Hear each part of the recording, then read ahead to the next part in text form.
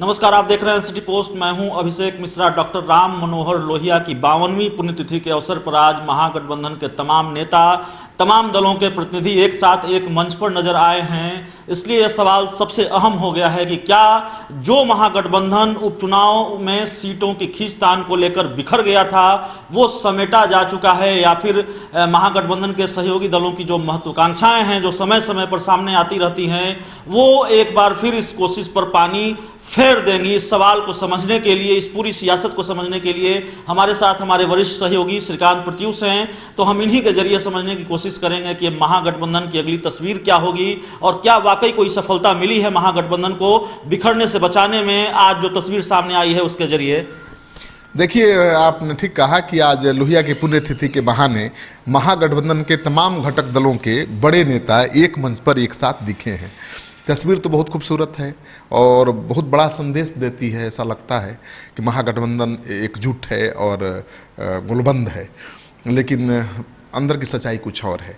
दरअसल ये जो एकता दिख रही है और गुलबंदी दिख रही है ये प्रतीकात्मक है।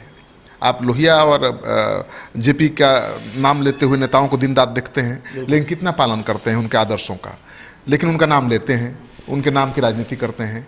तो ये प्रतीकात्मक राजनीति है। मतलब दिख रही है तस्वीर कुछ और, बात कुछ और है। आज बापू सभागार में सारे नेता महागठबंधन के एक साथ दिखे, लेकिन सच्चाई यही है कि उस सभागार से बाहर निकले और एक दूसरे के खिलाफ अभियान छेड़ दिया। आपको पता है कि महागठबंधन के दो घटक दल खास हैं। एक तो आरजेडी सबसे बड़ा घटक दल है, उसके सहयोगी दल है कांग्रेस, दूसरा है वीआईपी पार्टी और तीसरा है हिंदुस्तान आवामी मोर्चा यानी हम पार्टी, जीतन राम मांझी की। जीतन राम मांझी की पार्टी बगावत कर चुकी है, एक सीट पर नाथनगर से चुनाव लड़ रही है। उसी तरह से वीआईपी पार्टी के मुकेश सहनी सिमरी बख्तियारपुर से अपना उम्मीदवार दे चुके हैं और तेजस्वी यादव पर बहुत तगड़ा हमला कर चुके हैं। आपको देखा था कि जीतन राम मांझी के प्रवक्ता हैं, राष्ट्रीय प्रवक्ता दानिश रिजवान और मुकेश सहनी, दोनों ने ये आरोप लगा दिया था कि तेजस्वी यादव बीजेपी के एजेंडे पर काम कर रहे हैं, महागठबंधन की एकता को भंग कर रहे हैं, तोड़ रहे हैं, बर्बाद कर रहे हैं। और आज वही नेता सब एक मंच पर नजर आए, लेकिन सहज नहीं थे। मंच पर नजर आ रहे थे लेकिन सहज नहीं थे। लेकिन सन ऑफ मलाह मुकेश सहनी बहुत मुस्कुरा कर तेजस्वी के साथ बात कर रहे थे और तेजस्वी और सन ऑफ मलाह के रिश्ते बहुत सहज दिख रहे थे। इसमें कोई बात नहीं, मतलब बनावटीपन नहीं था, वो सहजता दिख रही थी। लगता है कि अंदर से दोनों में ठीक ठाक है, लेकिन वो भी बगावत कर चुके हैं। तो सवाल उठता है कि एक तरफ आप आपस में लड़ रहे हो सीटों के लिए, दूसरी तरफ आप एकजुट होने का संदेश भी देना चाहते हो। ये इसका क्या मतलब है? मतलब ये है कि 2020 के विधानसभा चुनाव में ये सभी दल एकजुट होने की कोशिश कर रहे हैं या दिखा रहे हैं कि हम एकजुट होंगे, एकजुट रहेंगे। ये उपचुनाव है, इससे किसी की सरकार बननी नहीं है, बिगड़नी नहीं है, तो हम अपनी ताकत आजमा रहे हैं। लेकिन विधानसभा का चुनाव जब होगा 2020 में तो साथ लड़ेंगे और बीजेपी एनडीए को पसीना छुड़ा देंगे। ये संदेश देना है। दरअसल इस संदेश का मकसद ये है कि बीजेपी पर दबाव बने। अगर देखिए, बीजेपी चाह रही है कि जितने छोटे दल हैं सबका विलय करा ले। वो बीजेपी के जो शीर्ष नेता हैं जीतन राम मांझी के भी संपर्क में हैं, उपेंद्र कुशवाहा के भी संपर्क में हैं और सन ऑफ मलाह के भी संपर्क में हैं, और वो उनको शर्त दे रहे हैं कि भाई आप अपने पार्टी का विलय करिए और जो आपका हक बनता है वो आप ले लीजिए। तो जीतन राम मांझी को सूत्रों के हवाले से जो खबर आ रही है कि 10 सीट का ऑफर है कि 10 आपका कैंडिडेट जो होंगे उनको सीट हम देंगे, टिकट देंगे। उसी तरह से सन ऑफ मलाह को भी ऑफर है और उपेंद्र कुशवाहा को भी ऑफर है। बीजेपी ने किसी से कसम नहीं खाई है कि दोस्ती नहीं करेंगे, लेकिन एक तरफ नीतीश कुमार के खिलाफ मोर्चा भी बीजेपी के कुछ नेताओं ने खोल रखा है। तो एक तरफ नीतीश पर दबाव बनाने की कोशिश हो रही है, दूसरी तरफ जो महागठबंधन के छोटे घटक दल हैं उनको साथ लेने की कोशिश भी हो रही है, जान लीजिए। तो महागठबंधन के घटक दल बीजेपी पर ज़्यादा दबाव तभी बना पाएंगे जब अभी दिखाएंगे कि हम एकजुट हैं, और एकजुट होकर आप के लिए चुनौती बन सकते हैं। तो बहुत बड़ी राजनीति है इसमें अभिषेक। तो महागठबंधन जो एकजुटता दिखाने की कोशिश कर रही है सर, क्या वो रणनीति का हिस्सा है या फिर रणनीति से ज़्यादा मजबूरी है, क्योंकि रास्ता दूसरा नहीं है? देखिए, उपेंद्र कुशवाहा हो या सन ऑफ मलाह मुकेश सहनी या फिर जीतन राम मांझी अकेले विधानसभा चुनाव नहीं लड़ सकते, ये तो आप भी जानते हैं। और तीनों मिलकर भी नहीं लड़ सकते, बहुत कुछ खास नहीं कर पाएंगे, क्योंकि कांग्रेस पार्टी या तो आरजेडी के साथ जाएगी या बीजेपी को नीतीश कुमार छोड़ेंगे तो उनके साथ होगी, यही होगा। कांग्रेस पार्टी सन ऑफ मलाह और उपेंद्र कुशवाहा और जीतन राम मांझी के साथ नहीं जाएगी, ये तो तय है। तो ऐसे में इन छोटी पार्टियों के पास कोई चारा नहीं है, इनके पास एक ही रास्ता है, पहला रास्ता कि गोलबंद होकर के महागठबंधन के साथ रहें और लड़ाई लड़ें, या फिर बीजेपी के साथ मिल जाए जाकर।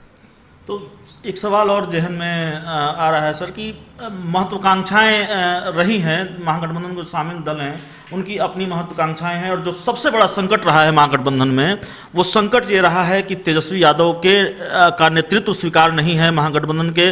जैसे हिंदुस्तानी अवाम मोर्चा और कांग्रेस के बारे में ये कहा जाता है कि बिल्कुल स्वीकार नहीं है, खुल के बातें सामने आती रही हैं।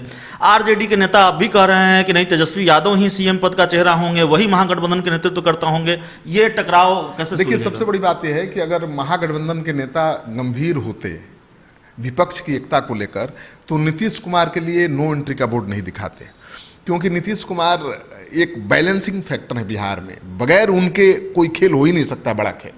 तो नीतीश कुमार से इस तरह का परहेज कि नो एंट्री है उनका महागठबंधन में, या तेजस्वी यादव जी का ये स्टैंड कि नीतीश पलटू राम हैं और उनको महागठबंधन में किसी कीमत पर नहीं लेंगे, ये दिखाता है। देखिए, उनकी पार्टी के कई नेता हैं, शिवानंद तिवारी हैं, रघुवंश प्रसाद हैं, लगातार नीतीश कुमार से आग्रह करते रहते हैं कि आप आइए महागठबंधन का नेतृत्व करिए। तेजस्वी यादव उन पर भरोसा ही नहीं जता रहे हैं। दूसरी बात है कि अब्दुल बारी सिद्दीकी ने आज क्या कहा, सुना आपने? उन्होंने कहा कि काश आज भी कोई कर्पूरी ठाकुर या लोहिया जी होते। मतलब लोहिया और कर्पूरी ठाकुर जैसे नेताओं की कमी महागठबंधन को खल रही है, ऐसा कोई नेता ही नहीं। मंच पर सारे बड़े नेता थे सभी घटक दलों के, लेकिन अब्दुल बारी सिद्दीकी कह रहे हैं कि हमारे पास ऐसा कोई नेता ही नहीं है जो पूरे विपक्ष का नेतृत्व कर सके, सबको एक साथ लेकर चल सके। यानी उनको न तो तेजस्वी यादव पर भरोसा है, न शरद यादव पर जो मंच पर बैठे थे, न जीतन राम मांझी पर, और न ही सन ऑफ मलाह पर, वो तो बहुत नए हैं। तो महागठबंधन के ही बड़े नेता मान रहे हैं कि महागठबंधन में कोई ऐसा नेता ही नहीं है जो सभी घटक दलों का नेतृत्व कर सके, सबका नेता बन सके। तो अब समझिए कि कितना बड़ा संकट है। तेजस्वी यादव अपने स्तर पर अच्छा कर रहे हैं, कोई शक की गुंजाइश नहीं है, बहुत मेहनत भी कर रहे हैं। लोकसभा चुनाव के बाद 1 महीने तक गायब हो गए थे, उसको लेकर सवाल उठे थे, लेकिन अब उपचुनाव हो रहा है विधानसभा का, लगातार वो मेहनत कर रहे हैं। और तेजस्वी यादव बोलना भी जानते हैं, उनमें थोड़ी परिपक्वता भी आई है, कुछ सीखा भी है अनुभवों से। तो मुझे लगता है कि वो ठीक राजनीति कर रहे हैं। लेकिन बिहार में माइनस नीतीश कुमार न तो तेजस्वी यादव सरकार बना सकते हैं और न बीजेपी सरकार बना सकती है। तो बीजेपी की कोशिश है कि नीतीश कुमार को दबाव में लिया जाए ताकि ज़्यादा से ज़्यादा सीटें उसको विधानसभा में मिल सके, कम से कम बराबर बराबर सीटें। सर, आखिरी सवाल है आपसे कि क्या आज जो तस्वीर दिखी है, महागठबंधन के तमाम नेता एक साथ एक मंच पर नजर आए हैं, जाहिर तौर पर एकजुटता दिखाने की कोशिश, हमने शुरू में भी कहा, आपने बताया भी, क्या इससे कोई फायदा हुआ है या इससे कोई फायदा होगा या फिर बस तस्वीर? देखिए, क्या फायदा होगा, मैंने पहले ही बताया आपको कि दूसरे के साथ जाना होगा तो ये दबाव बना सकेंगे थोड़ा बहुत कि भाई एक साथ रहेंगे तो थोड़ा लड़ाई बड़ी हो जाएगी, तो इनको अलग करने के लिए बीजेपी थोड़ा और ज़्यादा लालच दे सकती है। देखिए, नीतीश कुमार के बारे में क्या कहा तेजस्वी यादव ने कि वो बीजेपी को ब्लैकमेल कर रहे हैं, बीजेपी पर दबाव बना रहे हैं, ठीक है। लेकिन नीतीश कुमार ने एक बार भी नहीं कहा कि हम महागठबंधन की तरफ चले जाएंगे, आज तक नहीं कहा है और न संकेत दिया है। लेकिन तेजस्वी यादव का कहना है कि अगर हम उनको ज़्यादा तरजीह दे देंगे, भाव दे देंगे, तो बीजेपी के साथ ज़्यादा बार्गेनिंग वो कर लेंगे और फिर वही रह जाएंगे। तो रघुवंश प्रसाद ने भी इशारा किया कि तेजस्वी यादव एक रणनीति के तहत, सोची समझी योजना के तहत नीतीश कुमार का विरोध कर रहे हैं और कह रहे हैं उनको एंट्री नहीं मिलेगी महागठबंधन में, ताकि बीजेपी उनको भाव न दे, बीजेपी उनको कमजोर समझेगी, अब जाएंगे कहाँ। और ऐसा करेगी बीजेपी गलती तो नीतीश कुमार मजबूर हो जाएंगे महागठबंधन की तरफ जाने के लिए, और ऐसे में तेजस्वी अपने शर्तों पर राजनीति कर पाएंगे। लेकिन इतना आसान नहीं है। मुझे लगता है कि नीतीश कुमार बीजेपी को भी छोड़ेंगे नहीं। ऊपर से केवल जो कुछ हो रहा है वो दबाव की राजनीति है, हमेशा होता रहा है। अगर छोड़ेंगे भी तो अपनी शर्तों पर महागठबंधन के साथ जाएंगे, महागठबंधन की शर्त पर नहीं जाएंगे, क्योंकि वो बहुत बड़ी ताकत हैं और मुझे लगता है कि वो लीड वही करेंगे, महागठबंधन को भी और एनडीए में रहे तो एनडीए को भी। तो नीतीश कुमार दोनों ही गठबंधन में जिसके साथ रहेंगे वो लीडर होंगे, वो लीड करेंगे गठबंधन को, और जहां रहेंगे उसी की सरकार बनेगी, इसमें शक की कोई गुंजाइश नहीं होनी चाहिए।